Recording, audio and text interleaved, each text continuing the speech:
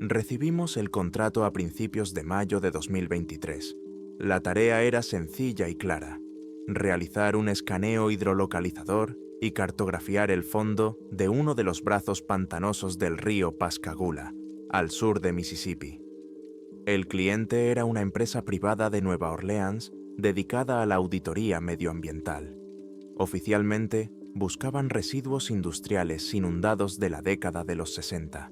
Extraoficialmente, como todos entendíamos, el señor Harrison, propietario de la empresa y gran aficionado a la historia, buscaba restos de maquinaria de una antigua base militar cerrada tras la Guerra de Corea.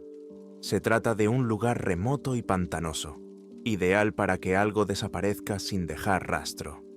Nuestro equipo estaba formado por 4 personas: yo, Mike, buzo jefe y jefe del grupo; Jake, mi compañero, un antiguo ingeniero de la Fuerza Aérea con una enorme experiencia en buceo; David, operador de sonar y nuestro genio técnico; y el propio Harrison, que insistió en estar presente.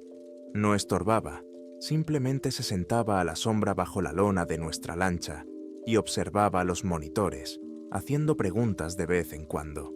Los 3 primeros días de trabajo fueron rutinarios. El calor era insoportable y la humedad tan alta que la ropa se empapaba en 10 minutos, nada más salir de la cabina.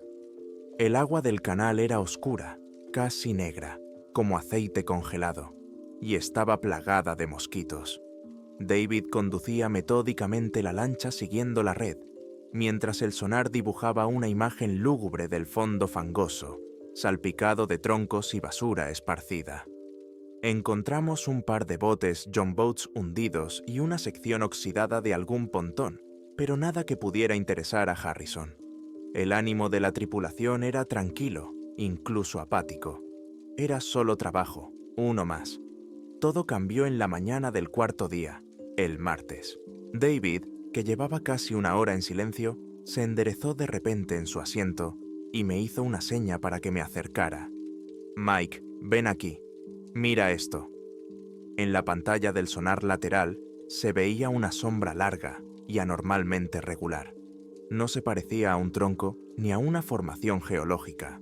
Los bordes eran demasiado lisos, los ángulos demasiado pronunciados. El objeto era grande, de al menos 40 pies de largo, y se encontraba a una profundidad de unos 30 pies, medio sumergido en el lodo. «¿Qué crees que es?», pregunté. «No lo sé, los contornos son irregulares, pero la estructura es claramente artificial, demasiado grande para ser un barco. Parece una sección de una barcaza, tal vez. Pero, ¿qué hace en este lugar remoto?». Harrison, al oír nuestra conversación, se acercó. Sus ojos se iluminaron con vivo interés. «Es eso», dijo en voz baja. «Estoy seguro. Prepárense para sumergirse». Jake y yo empezamos a preparar el equipo. Comprobamos los reguladores, los manómetros y el aire de las botellas, el procedimiento habitual llevado a la perfección, pero se respiraba tensión en el aire. Todos sabíamos que en el fondo había algo inusual. La visibilidad bajo el agua era prácticamente nula. Ni siquiera las potentes linternas submarinas atravesaban esa turbia suspensión más allá de 2 o 3 pies. Tenías que trabajar casi a ciegas. Bajamos la boya de señalización justo sobre el objeto y comenzamos la inmersión, moviéndonos a lo largo del extremo de descenso. A una profundidad de 25 pies, entramos en una capa de agua fría. La temperatura bajó bruscamente, varios grados. Unos metros más adelante, mi mano enguantada tocó algo duro y frío. Pasé el dedo por la superficie. Era lisa, cubierta por una fina capa de limo resbaladizo. Iluminé con la linterna. Metal opaco y grisáceo con hileras de remaches. No era el casco de una barcaza. Los remaches eran demasiado pequeños, hundidos en el revestimiento. Eran de aviación. «Jake, es un avión», dije por el micrófono del auricular. «Lo veo», respondió. Su voz estaba tranquila, como siempre. «Me estoy moviendo a lo largo del fuselaje hacia la parte delantera». Navegamos lentamente a lo largo del objeto. Era realmente un fragmento de un avión, y uno grande. Reconocimos parte del centro del fuselaje y la base del ala derecha. El revestimiento estaba roto y doblado, como una lata de conservas abierta con un cuchillo gigante. Era evidente que la máquina había caído desde una gran altura y se había desintegrado al impactar contra el agua. No veíamos la cola ni el ala izquierda. Quizás estaban en algún lugar más lejos, completamente ocultos en el lodo del fondo. Después de unos 15 minutos de exploración, nos topamos con la cabina. Estaba sorprendentemente intacta. La lámpara de plexiglas estaba hecha añicos, pero el marco se había salvado. La cabina estaba llena de lodo y algas. Iluminé el interior, tratando de ver el panel de instrumentos. Y entonces lo vi. El piloto estaba sentado en el asiento. El cuerpo estaba sujeto con cinturones de seguridad. Llevaba un casco de piloto y una máscara de oxígeno. El agua y el ambiente anaeróbico del lodo habían provocado un fenómeno extraño. Apenas había descomposición. La piel de las partes visibles de la cara y las manos tenía un tono ceroso y anormalmente pálido. No parecía un ahogado que llevara allí décadas. Parecía como si hubiera muerto ayer. Algo no estaba bien. Era espeluznante, pero ante todo era incorrecto desde el punto de vista biológico y químico. Soy buzo profesional. He visto ahogados. Tienen un aspecto diferente. Jake, tenemos un piloto aquí, informé a mis superiores, tratando de que mi voz sonara tranquila. El cuerpo está en buen estado. Entendido, Mike. No toquéis nada. Grabadlo todo con la cámara, respondió David. Jake se acercó a mí y también se asomó a la cabina.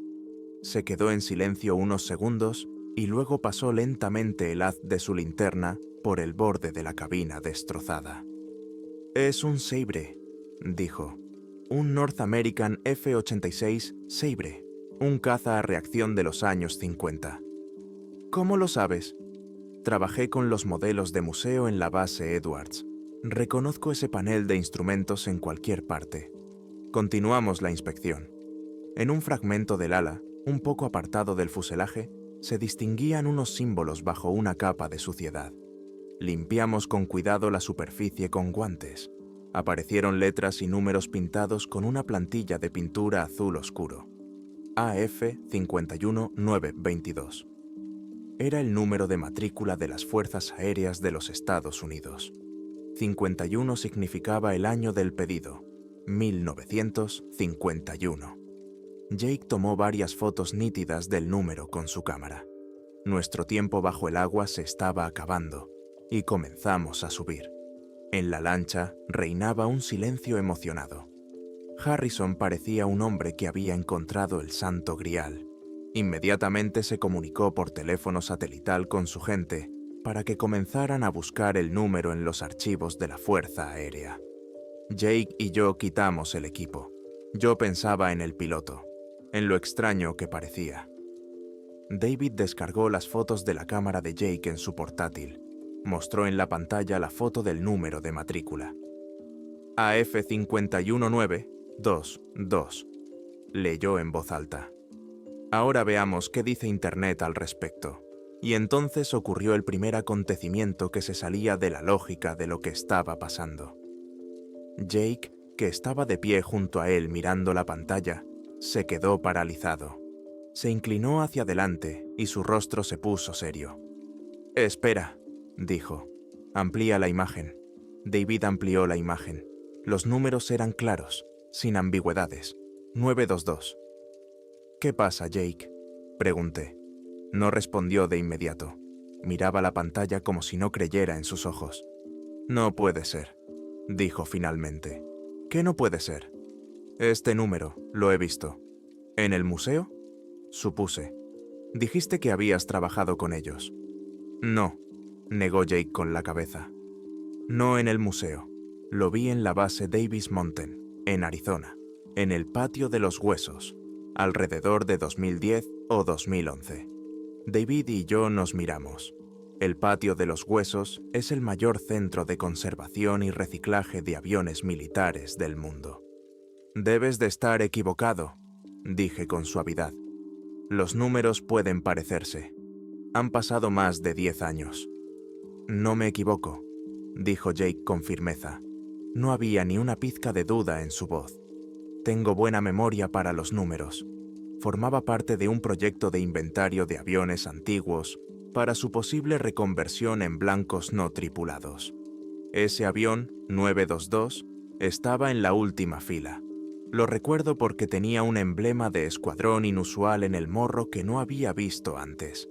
Ese avión estaba almacenado. Lo toqué con mis propias manos. No podía estar aquí, en el fondo de un pantano. En la cabina se hizo el silencio, solo roto por el zumbido del generador. Las palabras de Jake sonaban absurdas. Un avión de los años 50, encontrado en el fondo de un pantano en Mississippi, no podía estar al mismo tiempo en conservación en Arizona en el año 2010. Era imposible. Pero yo conocía a Jake. Era la persona más meticulosa y precisa con la que había trabajado nunca. Si decía que recordaba algo, era porque lo recordaba. En ese momento, volvió a sonar el teléfono satelital de Harrison. Escuchó a alguien y su rostro se tensó. Terminó la llamada y nos miró. «Me han enviado los datos preliminares del número», dijo lentamente. «Vuelo AF-5-22, caza F-86 Sabre. Desaparecido en acción desde el 18 de octubre de 1958. El piloto es el capitán John Randall. Fue visto por última vez durante un vuelo de entrenamiento sobre el desierto de Mojave, en California. La operación de búsqueda no dio resultados. Fue declarado oficialmente muerto». Hizo una pausa. California. No es Mississippi. La distancia es de casi 2000 millas. Y lo que es aún más extraño, en el año 2003, según los documentos, este mismo avión fue dado de baja y desguazado en la base de Davis Mountain. Se volvió a desguazar porque se consideraba perdido. Probablemente un error burocrático. Nos quedamos en silencio. Así que teníamos un avión que desapareció en 1958 en California, que, según Harrison, fue desguazado en Arizona en 2003, que, según Jake, estaba almacenado en la misma Arizona en 2010, y que ahora habíamos encontrado en el fondo de un pantano en Mississippi, con el cuerpo del piloto dentro. La historia dejaba de ser un simple hallazgo interesante. Se estaba volviendo imposible. Decidimos ponernos en contacto inmediatamente con las autoridades del condado de Jackson.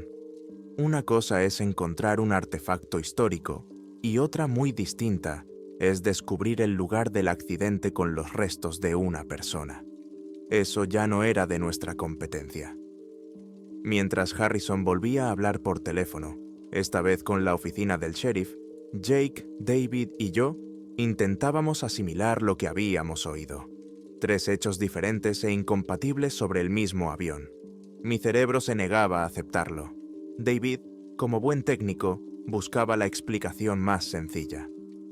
«Un error en los documentos», sugirió, mirando la pantalla del portátil. En los años 50, el registro era en papel. Alguien confundió un dígito del número de matrícula al darlo de baja. O Jake vio un número similar. 923 en lugar de 922. La memoria es algo poco fiable. «La mía es fiable», replicó Jake. Sacó un cuaderno y un lápiz de la mochila y empezó a dibujar rápidamente. No era un artista, pero las líneas eran precisas y seguras. Al cabo de 1 minuto, nos tendió el cuaderno. En la hoja había una cabeza de un avispón enfurecido con un casco de piloto y un rayo entre las patas. El dibujo era muy detallado. Esto es lo que había dibujado en el morro de aquel Sabre, en Arizona. Es el emblema del 150º Escuadrón de Caza. Tenían su base en Nevada. Nunca lo había visto antes, por eso lo recordé. Y el número, 922. Estoy dispuesto a apostar mi licencia por ello. Harrison terminó la conversación y se volvió hacia nosotros. «El sheriff está enviando una lancha. Llegarán en 1 hora y media. Ha pedido que no toquéis nada y que os quedéis donde estáis. También ha avisado a la base aérea de Kessler en Biloxi. Ha dicho que, al tratarse de un avión militar, Tendrán que pasar el caso a los federales. Era de esperar. Nuestra expedición privada había terminado. Ahora entraban en juego los grandes. Harrison parecía a la vez decepcionado porque le quitaran el hallazgo y emocionado por el misterio que había descubierto. Le pidió a David que le copiara todos los datos del sonar y las fotos. Por si acaso, dijo. Pasamos la siguiente hora en silencio, esperando. Jake estaba sentado en la popa, mirando el agua oscura y dando vueltas a su libreta. David se sumergió en el estudio de los archivos militares en línea, murmurando algo sobre la confusión en los números de serie y los contratos de suministro. Yo, por mi parte, daba vueltas una y otra vez en mi cabeza a la imagen que había visto en las profundidades, la figura inmóvil en la silla, el rostro ceroso, la conservación antinatural. Había algo fundamentalmente incorrecto en todo aquello, y no se trataba solo de datos contradictorios. Tenía la sensación de que habíamos dado con un detalle de la realidad que no encajaba en el panorama general, como una pieza de un rompecabezas de otra caja. Pronto apareció en el horizonte una lancha de la policía. Se acercó a nosotros y subió a bordo el ayudante del sheriff, un hombre corpulento de unos 50 años, con el pelo quemado por el sol y el rostro tranquilo y cansado. Se llamaba Miller. Te mostramos las fotos y los datos del sonar. Escuchó mi breve informe sobre el hallazgo, asintiendo con la cabeza. Omití deliberadamente la historia de Jake sobre la base de Arizona y la confusión con la eliminación de los desechos. Sonaba demasiado descabellado y no tenía nada que ver con el asunto en cuestión en ese momento. Mi tarea era transmitir los hechos.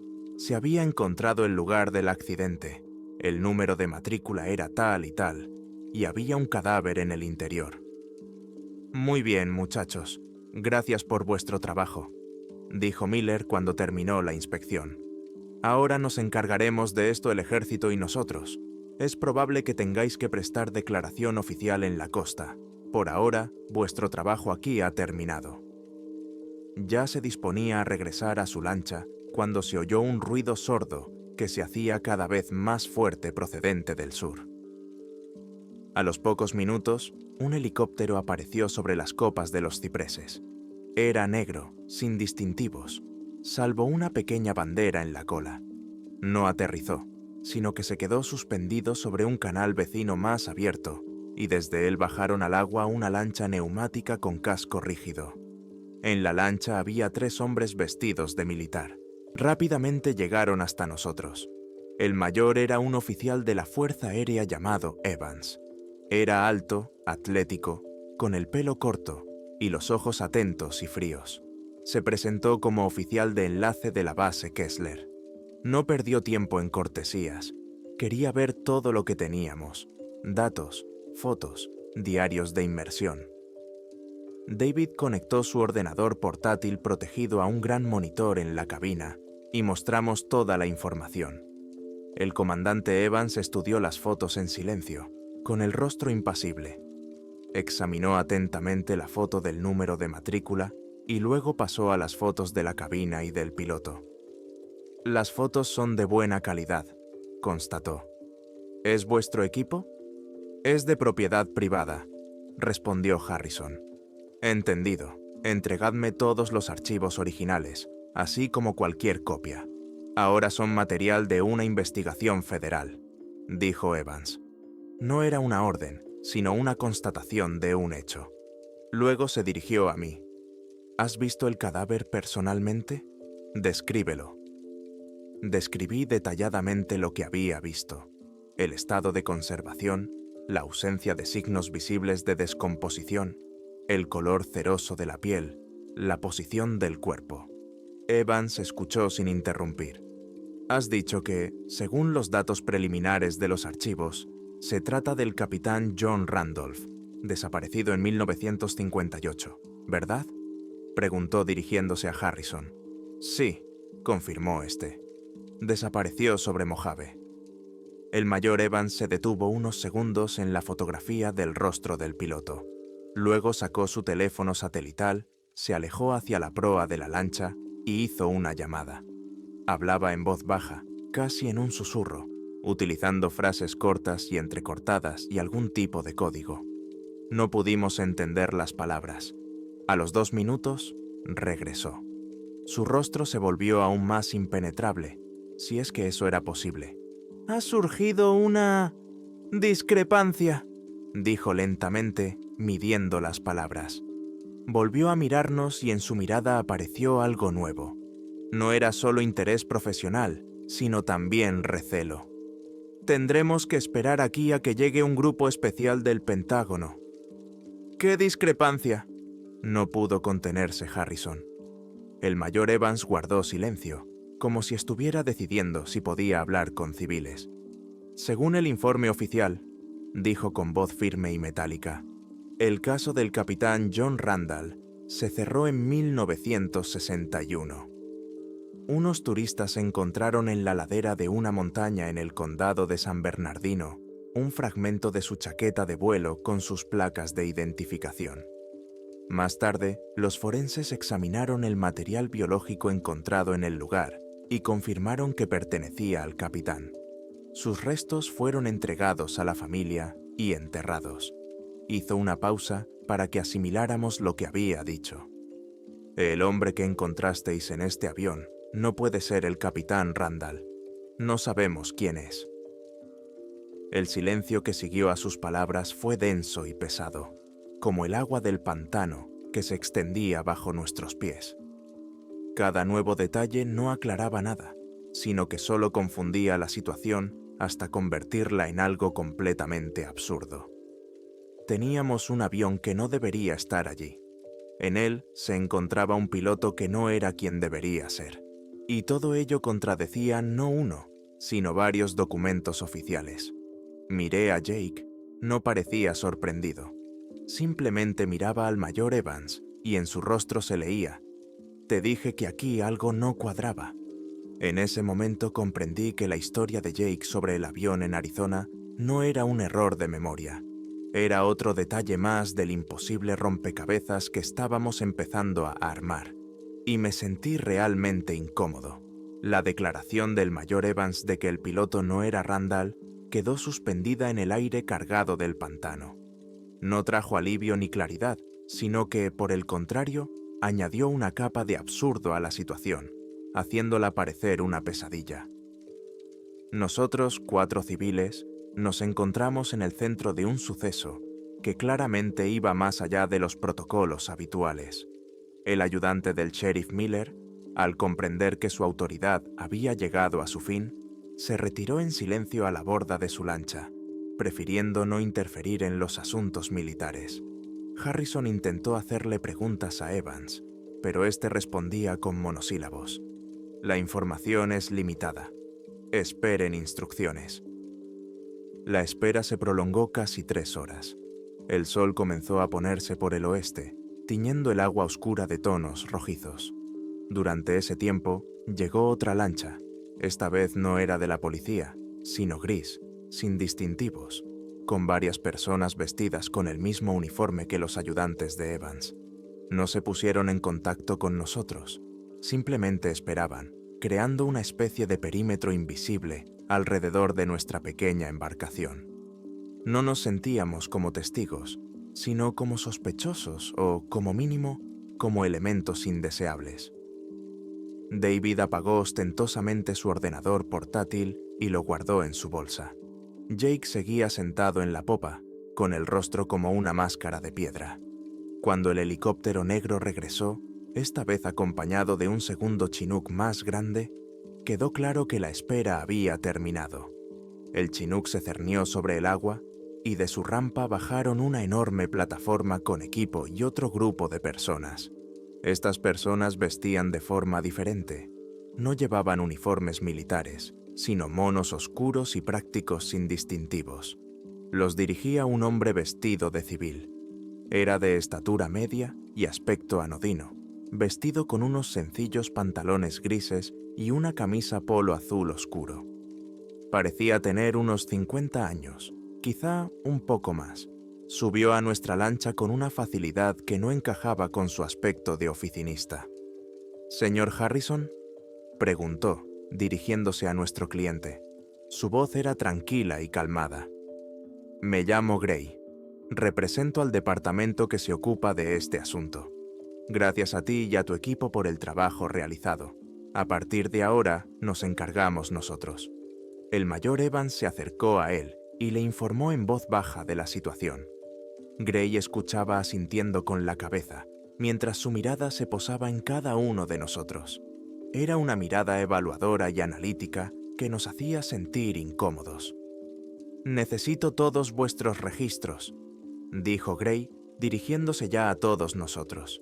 «Soportes digitales, diarios, notas personales, todo lo relacionado con este hallazgo. Mi gente hará copias, los originales se quedarán con nosotros. No es una petición, es una condición para vuestra seguridad y confidencialidad en el futuro». Nadie discutió. David sacó en silencio su portátil y los discos externos. Yo le di mi tableta con el diario de inmersiones. Harrison le pasó su teléfono.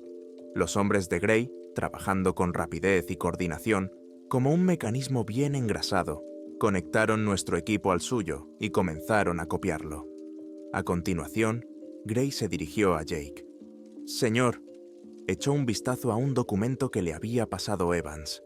«Ripley, Jake Ripley, antiguo ingeniero de la Fuerza Aérea. Sirvió en las bases Edwards y Nellis, contratado en Davis Monthan entre 2009 y 2011. ¿Es correcto?». Jake se tensó. «Correcto. El mayor Evans mencionó en su informe que tienes ciertos recuerdos relacionados con el número de matrícula de este avión. ¿Podrías contarme más detalles?». Jake me lanzó una breve mirada. Asentí casi imperceptiblemente. No tenía sentido ocultarles nada a esas personas y, probablemente, era peligroso.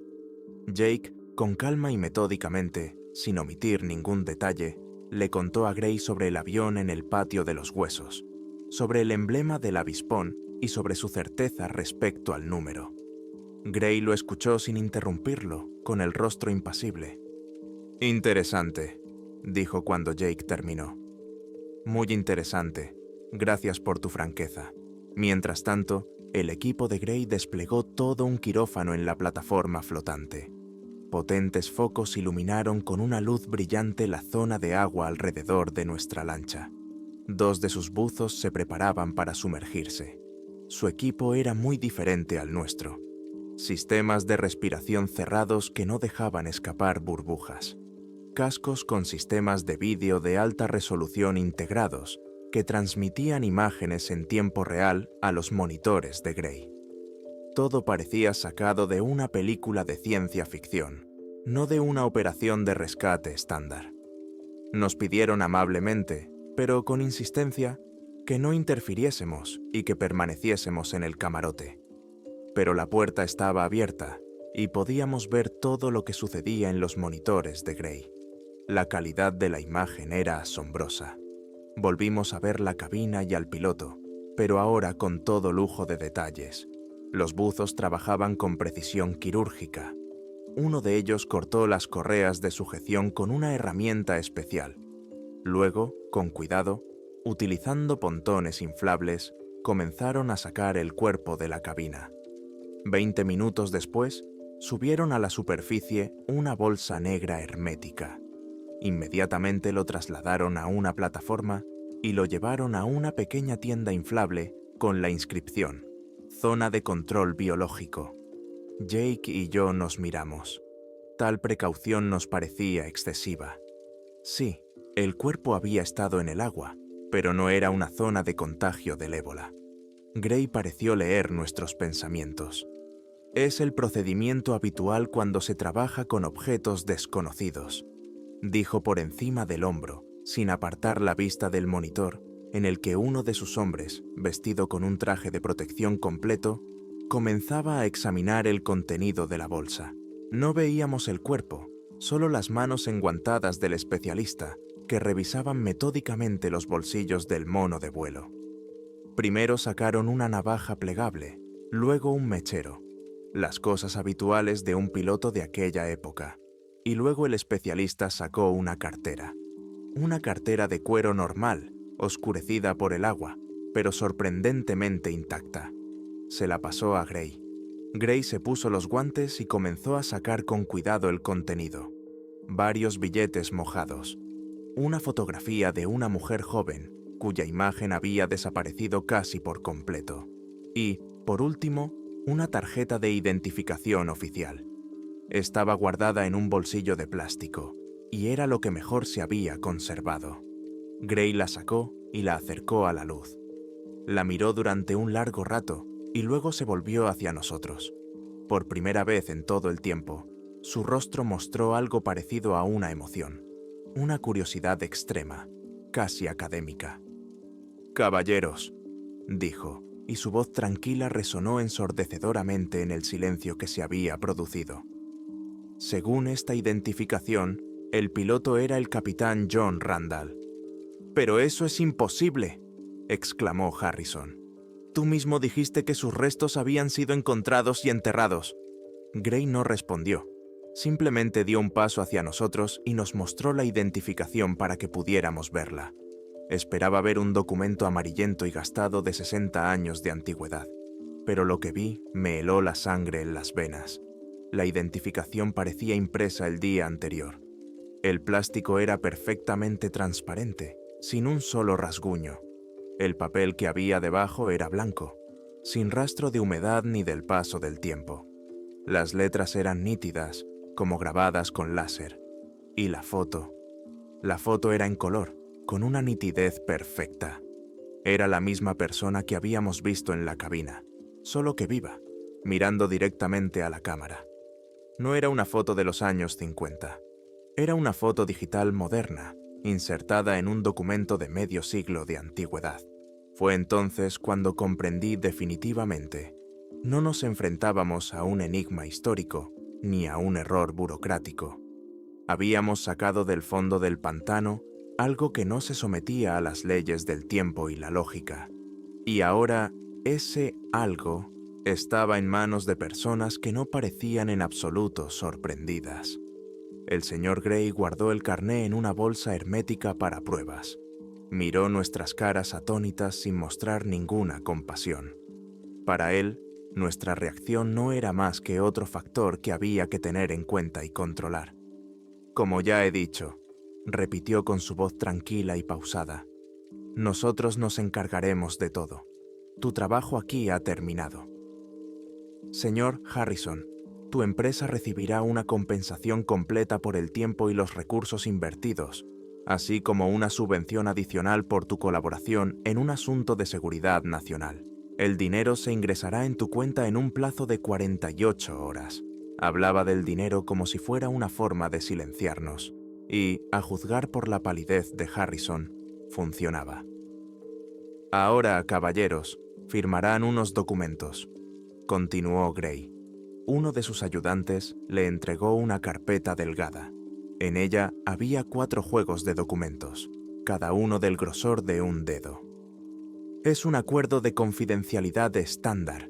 En él se establece que os comprometéis a no hablar nunca, bajo ninguna circunstancia, de los acontecimientos de las últimas 24 horas, ni entre vosotros, ni con vuestras familias, ni con la prensa. No habéis visto ni el avión, ni al piloto, ni a nosotros. Habéis realizado un escaneo medioambiental rutinario y no habéis encontrado nada. Cualquier incumplimiento de este acuerdo tendrá las consecuencias más graves previstas por la Ley de Secreto de Estado. ¿Lo entendéis todo?».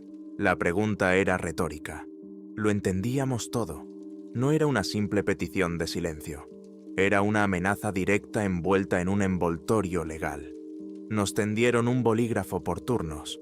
Firmé sin leer. ¿Qué sentido tenía? La firma era una formalidad. El verdadero acuerdo se había cerrado en el momento en que vimos sus caras.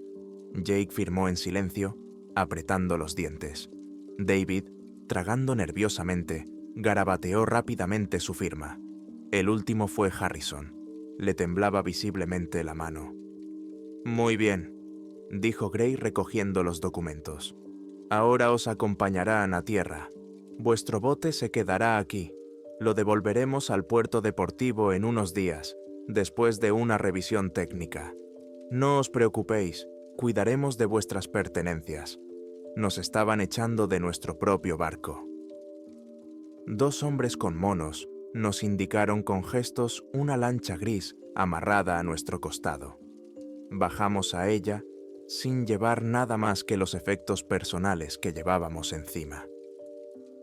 Cuando la lancha zarpó, me volví. Los potentes focos seguían iluminando el lugar del hallazgo. Vi cómo el helicóptero Chinook volvía a sobrevolar el agua, bajando un complejo sistema de cables y ganchos.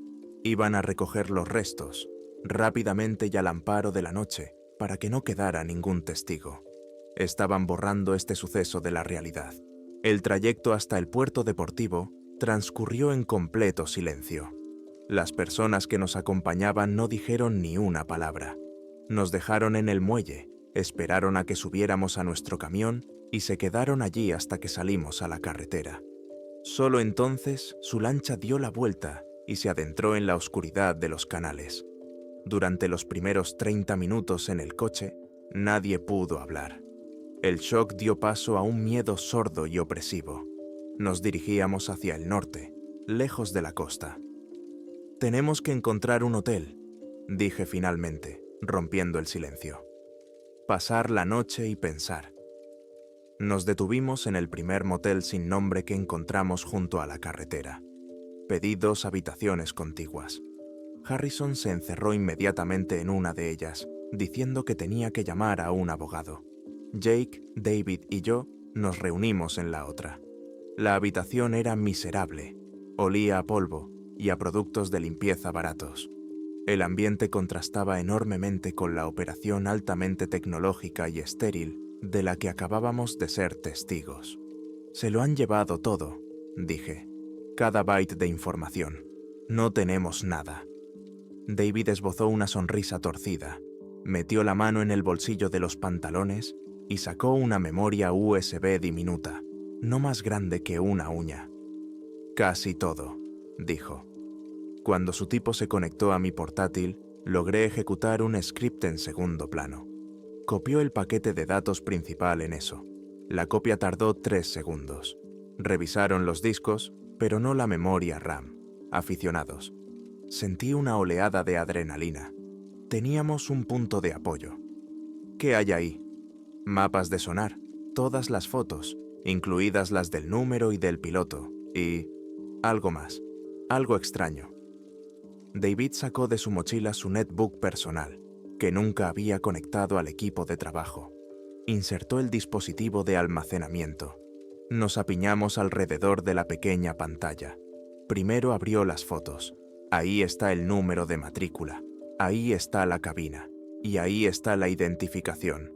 Incluso en la pantalla del netbook se notaba lo nuevo que era. «Ahora mirad aquí», dijo David y abrió un programa de análisis, de señales de audio y radio. En la pantalla apareció un complejo diagrama. Nuestro módulo de filmación submarina no es solo una cámara. Tiene un montón de sensores de diagnóstico. Uno de ellos rastrea el fondo de radiofrecuencia para calibrar. Normalmente solo muestra el ruido de fondo, pero cuando estabas cerca de la cabina, registró esto. Señaló un pico delgado y apenas perceptible en el diagrama. Era una señal muy débil e intermitente, una frecuencia ultra baja. No era una transmisión de radio en el sentido habitual, más bien como radiación residual, un paquete de datos digitales que se repetía cada 17 segundos. Corto y encriptado. No pude descifrarlo, pero extraje la secuencia. En la pantalla apareció una cadena de letras y números separados por guiones. XA7, 71 Delta 09. «¿Qué significa?», pregunté. «Ni idea», admitió David. «El formato no se parece a ningún protocolo de comunicación que conozca». Jake, que hasta entonces había estado mirando la pantalla en silencio, se inclinó de repente hacia adelante.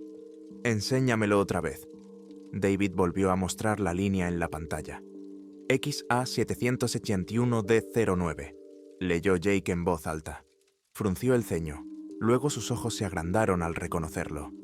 Dios mío, esto no es un protocolo de comunicación. Entonces, ¿qué es? Es un número de inventario, del sistema de catalogación de los años 50. Se utilizaba para componentes de programas experimentales, clasificados como alto secreto. El proyecto X. Me topé con esta marca una vez, cuando trabajaba con los archivos del programa X15. X-alfa significaba unidad de potencia o bloque relacionado con ella. Delta era una modificación. La habitación volvió a quedar en silencio. La señal que captaba nuestro equipo no procedía del avión en su conjunto. Procedía de algún componente concreto en su interior. Un componente tan secreto que se había marcado con un sistema especial.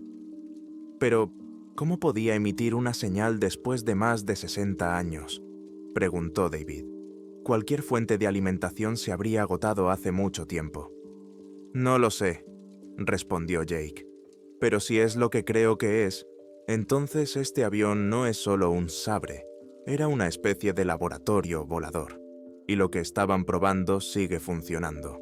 Estábamos sentados en una habitación barata de un motel, a cientos de kilómetros de casa, asustados y obligados a guardar silencio. Pero ahora teníamos algo que Gray y su equipo no tenían. Se llevaron los restos, pero nosotros nos llevamos el fantasma que habitaba en ellos. Una pequeña línea de código, la clave del misterio. Y esa clave no conducía al pasado, sino a programas secretos de los que aún se sabe muy poco. Nuestra misión privada de búsqueda de residuos hundidos se convirtió en algo más. Ahora teníamos nuestra propia misión: averiguar qué era lo que realmente habíamos encontrado en el fondo del pantano de Mississippi. Por la mañana, Harrison nos dejó.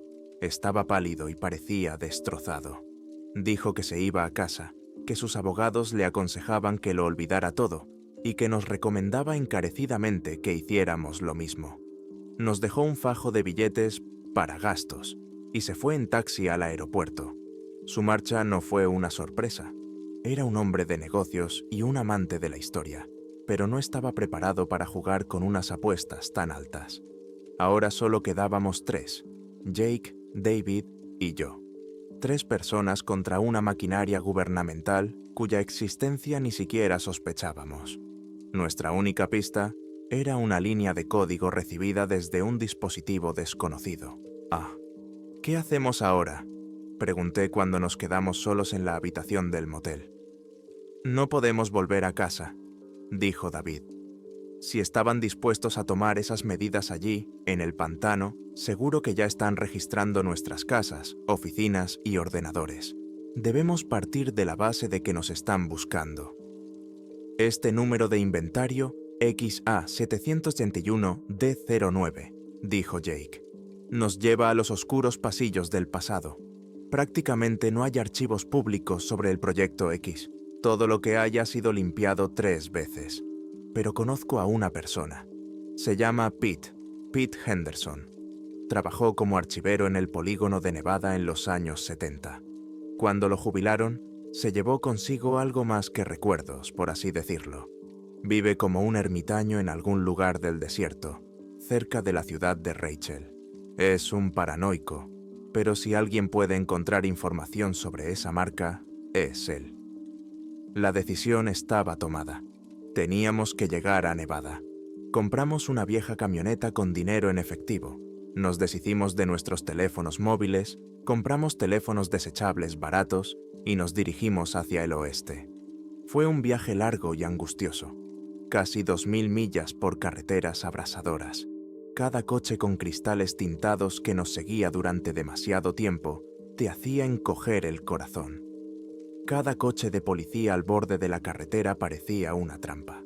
Hablábamos poco, dormíamos por turnos y solo parábamos en gasolineras. Éramos fugitivos, aunque no habíamos cometido ningún delito. 3 días después, llegamos a Nevada. El pueblo de Rachel era un puñado de caravanas y un bar en medio de un desierto infinito, cerca de la famosa Zona 51. El lugar era perfecto. Allí todo el mundo estaba un poco fuera de sí y respetaba los secretos ajenos. Siguiendo las instrucciones de Jake, Nos desviamos de la autopista por un camino de tierra apenas visible, y tras recorrer 10 millas por tierra quemada, nos topamos con una alta valla de malla metálica, con un cartel que decía: «Propiedad privada, se disparará a los intrusos». Detrás de la valla había una vieja caravana a la que se habían añadido varios cobertizos feos. Jake salió del coche y se acercó a la puerta. «Pete, soy yo, Jake Ripley. Estoy solo». Pasó un minuto antes de que se oyera una voz chirriante desde la caravana. «Lárgate, Ripley. No espero a nadie». «Pete, es importante. Tengo algo que te interesará. Tiene que ver con el Proyecto X». De nuevo, silencio. Entonces la puerta se abrió con un chirrido. Pete era un anciano delgado y inquieto, con ojos desquiciados y barba canosa. Nos miró a David y a mí con recelo. «¿Quiénes son estos?» «Son mis hombres. Se puede confiar en ellos», le aseguró Jake. Pete nos dejó entrar a regañadientes en su territorio. El interior de la caravana estaba repleto de estanterías con libros y carpetas, pero su verdadero tesoro se encontraba bajo tierra. Apartó la alfombra, abriendo una trampilla en el suelo, y bajamos por una escalera metálica hasta un pequeño búnker revestido con láminas de plomo. El aire era seco y fresco. A lo largo de las paredes había docenas de archivadores de acero. «Bueno, ¿qué tenéis?», preguntó Pete, cerrando la trampilla detrás de nosotros. David sacó su netbook y le mostró una línea con un número. Pete se puso las gafas y se quedó mirando fijamente la pantalla durante un largo rato. Su respiración se volvió entrecortada. «¿De dónde lo habéis sacado?», susurró. «Es una larga historia», respondió Jake.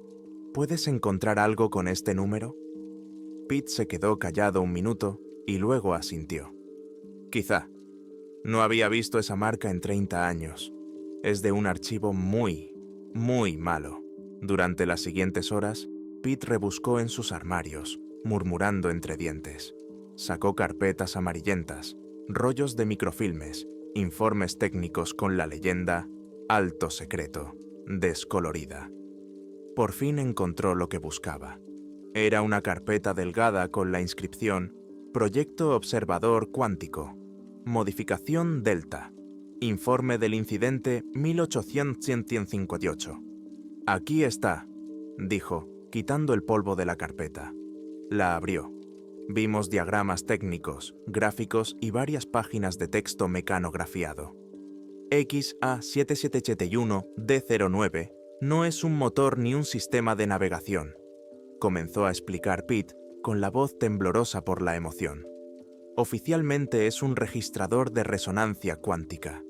Extraoficialmente lo llamaban el ladrón de almas.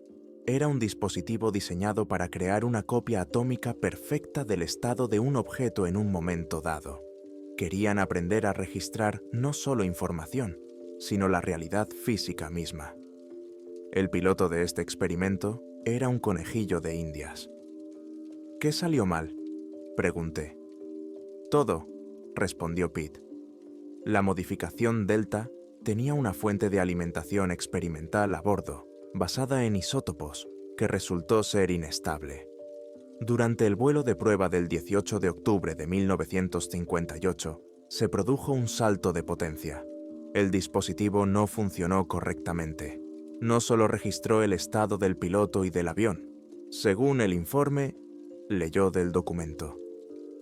Se produjo una división ontológica incontrolada. El incidente creó 2 copias idénticas del evento. Escuchamos con la respiración contenida. Era una locura, pero esa locura lo explicaba todo. «Una copia», continuó Pete, «sufrió un colapso estructural inmediato y entró en barrena, cayendo al agua.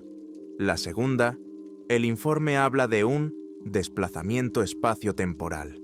Simplemente desapareció del punto de partida. Y apareció en la base Davis Mountain», concluyó Jake por él. «Al parecer, sí», asintió Pete, «como un eco que se materializó décadas después». «¿Y el piloto? ¿Por qué se conservó tan bien?». «El dispositivo de la réplica que cayó no se apagó. Entró en un ciclo de baja energía. Constantemente regresa la realidad dentro de la cabina, devolviéndola al estado en el que se encontraba en el momento del fallo. Por eso el cuerpo no se descompone. Físicamente no puede, y por eso su identificación parece nueva. No es falsa, es una copia perfecta del documento tal y como era un segundo antes de envejecer. La máquina lo conservó todo. Pete cerró la carpeta. Habéis encontrado lo más peligroso que ha creado mi generación. Los que están detrás de esto son los herederos de quienes construyeron esta cosa. No se detendrán ante nada para mantenerlo en secreto. El mero hecho de que lo sepáis os convierte en el objetivo número 1. Marchaos y olvidadlo. Le dimos las gracias a Pete y subimos. Teníamos las piernas como de algodón. Ahora sabíamos la verdad, y era más aterradora que cualquier conjetura. Condujimos por la carretera desierta sin decir una palabra. Comprendimos lo que habíamos encontrado, pero las preguntas ¿por qué? ¿Y ahora qué? Se volvieron aún más aterradoras. Ya a las afueras de Las Vegas, David, que no había apartado la vista de su netbook en todo ese tiempo, de repente soltó un taco. ¿Qué pasa?, pregunté. Esa señal tenía más de una frecuencia portadora. Había una segunda, muy débil, que al principio confundí con una interferencia. La eliminé. Había un paquete de datos encriptado. ¿Y qué hay en él? David me miró y vi auténtico miedo en sus ojos. Es una marca de tiempo, más concretamente, 2 marcas. La primera, 18 de octubre de 1958, a las 14:32, hora de Greenwich, la hora del accidente, y la segunda, se calló, revisando algo en la pantalla. La segunda es mañana, 20 de julio de 2025, a las 8 de la mañana. Giró el netbook hacia mí. En la pantalla brillaban unos números que me hicieron sentir un escalofrío recorriendo la espalda. El dispositivo que yacía en el fondo del pantano no solo guardaba el pasado, estaba haciendo una cuenta atrás, y esa cuenta atrás terminaba mañana.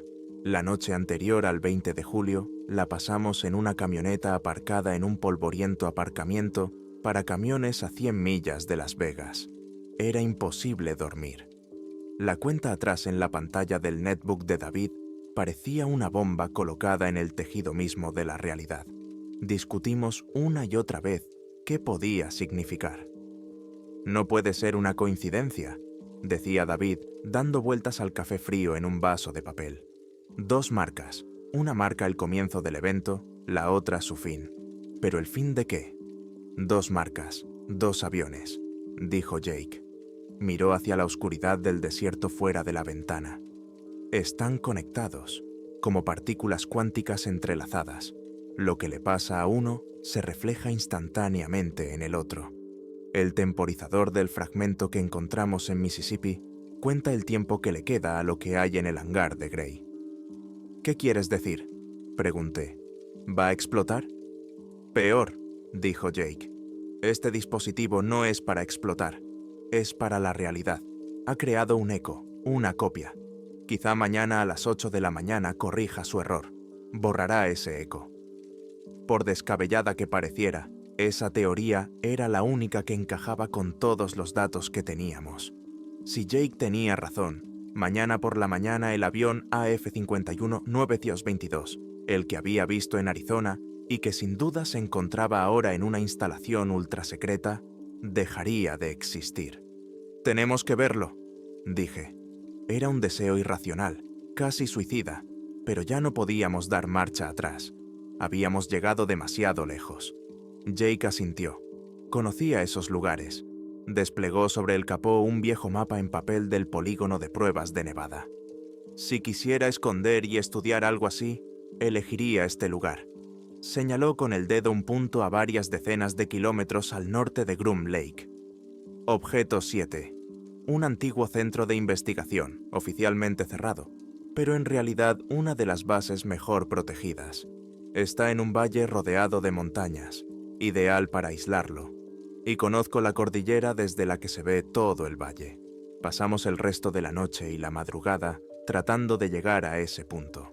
Dejamos la camioneta en el lecho seco de un río y subimos durante varias horas por una ladera rocosa en completa oscuridad. Solo llevábamos agua, prismáticos y el netbook de David. Al amanecer llegamos al lugar. Abajo, a varios kilómetros de nosotros, se extendía el valle, y en su centro se alzaba un hangar solitario, sin ventanas, de hormigón gris, rodeado por una doble valla y torres de vigilancia. No se veía ninguna actividad. El lugar parecía dormido. Nos escondimos detrás de las rocas. El tiempo pasaba lentamente. Las 7 de la mañana, las 7:30, las 7:30. No pasaba nada. Empecé a pensar que nos habíamos equivocado, que todo era fruto de nuestra paranoia. David sostenía el netbook en el que se veía la cuenta atrás. «Un minuto», susurró. Apunté con los prismáticos hacia el hangar. La imagen temblaba en mis manos. 10 segundos. 5, 4, 3, 2, 1. En el momento en que el reloj marcó 08:00, no explotó nada. No había fuego ni humo. Ocurrió algo mucho más extraño. El hangar se estremeció por un instante, como el aire sobre el asfalto caliente. Durante una fracción de segundo, las paredes de hormigón se volvieron semitransparentes y pude ver claramente la silueta oscura del caza-sabre en el interior. Y luego, el estremecimiento desapareció. Todo. El hangar seguía allí, como antes. Pero yo sabía, todos sabíamos, que por dentro ya estaba vacío. El eco desapareció. La paradoja se resolvió. Nos quedamos tumbados en silencio durante unos minutos, aturdidos por esta silenciosa catástrofe. Todo había terminado. Habíamos sido testigos. Habíamos sobrevivido. Podíamos irnos. Empezamos a recoger lentamente nuestras cosas, preparándonos para bajar. «Chicos», la voz de David sonaba extraña, sorda. No apartaba la vista de la pantalla del netbook, que estaba conectado a la red a través de un módem satelital. «Tenéis que ver esto». En la pantalla se veía la página de un sitio web de noticias poco conocido de la ciudad de Gulfport, en el estado de Mississippi. Era una noticia de última hora publicada 3 minutos antes. El titular decía: «Misteriosa desaparición en el río Pascagoula. Operación federal desaparecida sin dejar rastro».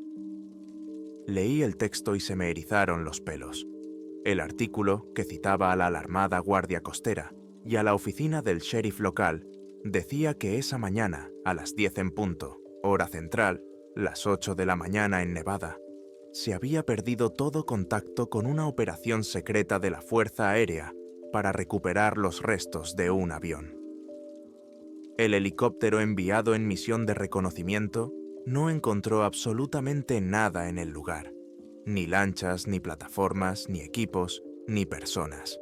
Ni rastro de la operación. Es más, el piloto del helicóptero informó de que el escáner del fondo marino mostraba un lodo perfectamente liso, como si nunca hubiera habido ningún avión allí. Bajé los prismáticos, miré a Jake, luego a David, y en sus ojos vi la misma comprensión que me inundó como una ola helada. El dispositivo no solo había borrado su copia en Nevada, había completado el ciclo. Había borrado todo el evento por completo, y el original en el fondo del pantano, y a todos los que lo habían tocado.